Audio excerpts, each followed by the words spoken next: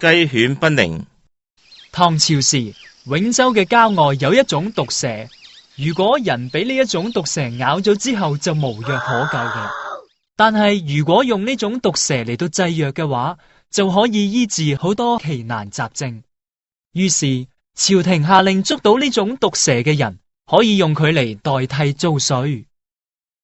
柳宗元喺永州做官嘅時候，曾經向一個捉蛇嘅百姓了解佢嘅生活狀況。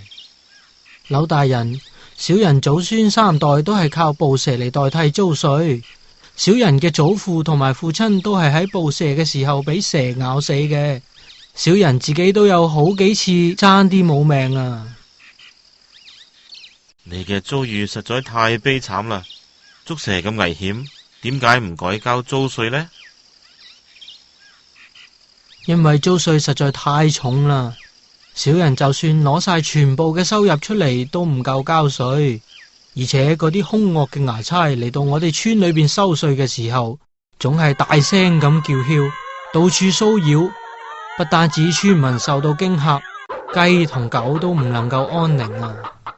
後來雞犬不寧呢個成語就用嚟形容生活同埋精神上受到嚴重嘅騷擾啦。